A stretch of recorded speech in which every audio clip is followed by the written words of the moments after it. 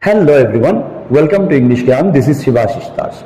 Today I have come up with another video on the topic of subject-verb agreement in English.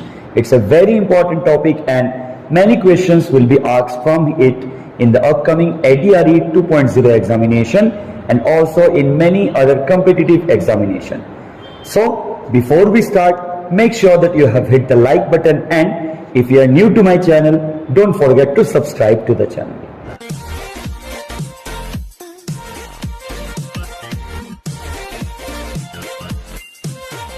So this is the second video on this topic. I have provided the link of the first video in the description box. So make sure आप ये video देखने के बाद पहला video भी देख लें. So today I have come up with some more questions on the topic of subject verb agreement. So चलिए देखते हैं पहला क्वेश्चन क्या है. So the first question is, each of the students is or are responsible for doing his or her homework. यहाँ पे हम लोग देख रहे हैं कि कहा गया है each of the students, मतलब each student responsible है अपना अपना होमवर्क करने के लिए.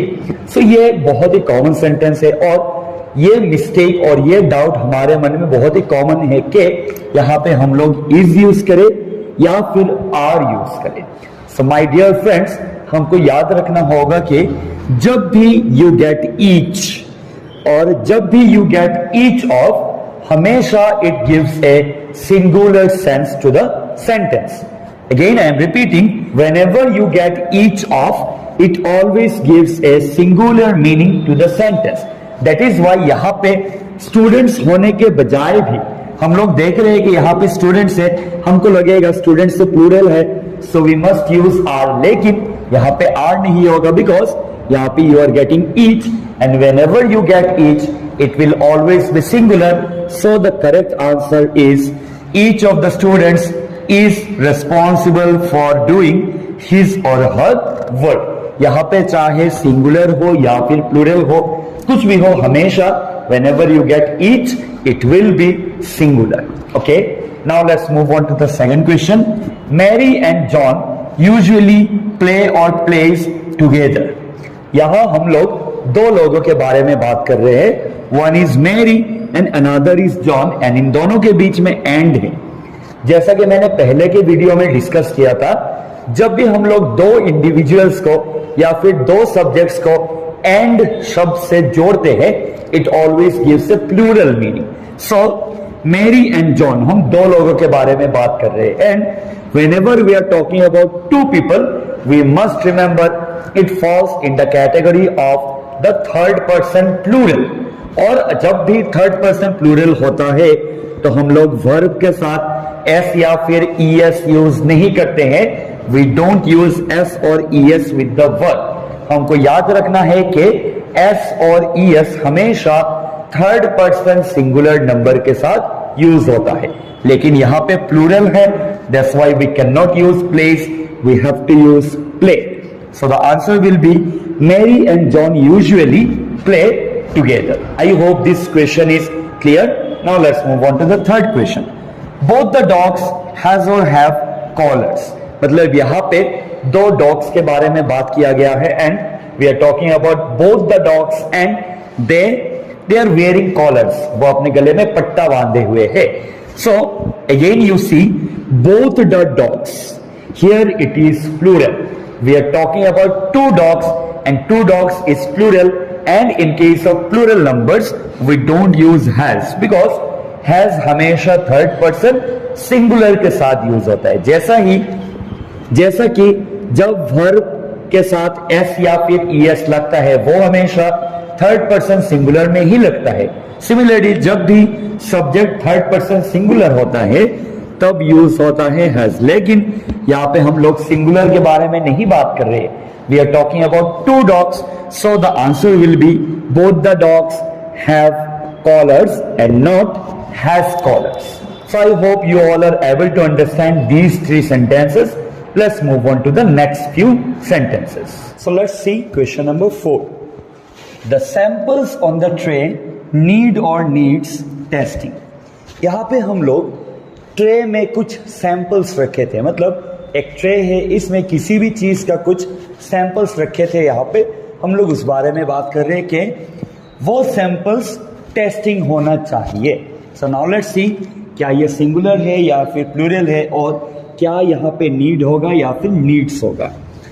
The samples on the tray, we are not talking about one sample. हम लोग यहाँ पे ट्रे के बारे में बात नहीं कर रहे, हम ट्रे पे रखे हुए सैंपल्स के बारे में बात कर रहे हैं। जब हमको ऐसे कंफ्यूजन होगा, हमको थोड़ा समझना होगा कि किस बारे में बात किया जा रहा है, what is the subject of this sentence. अगर हम लोग थोड़ा ध्यान से सोचें, क्या हम लोग ट्रे का टेस्टिंग करेंगे? नहीं, हम लोग ट्रे पे रखे हुए सैंपल्स का टेस्टिंग करेंगे। That means here samples subject है, और हमको पता है अगर सब्जेक्ट प्लूरल में होता है तो उसके कॉरेस्पॉन्डिंग जो वर्ब होता है उसके साथ हम लोग एस या फिर ई एस यूज नहीं करते, बिकॉज एस या फिर ई एस यूज होता है थर्ड पर्सन सिंगुलर के साथ। दैट इज वाई यहाँ पे आंसर होगा need. So the answer is the samples on the tray need testing, because यहाँ पे सैंपल्स है और सैंपल्स थर्ड पर्सन प्लूरल है। आई होप आपको क्वेश्चन नंबर 4 भी समझ में आ गया होगा। Let's see question number 5। Everyone has और हैव डन हिज और हर होमवर्क। यहाँ पे हम लोग कह रहे हैं कि सभी ने अपना अपना होमवर्क कर लिया है। So here you are getting the subject everyone.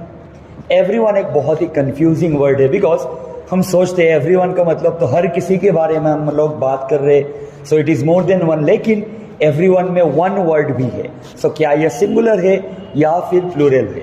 So you must remember whenever you see everyone, तब हमको इसको सिंगुलर सेंस में समझना होगा। Everyone means we are talking about everyone, yes, लेकिन हम लोग सभी को यूनाइटेडली एक यूनिट कंसिडर कर रहे हैं। So everyone is singular, it is third person singular.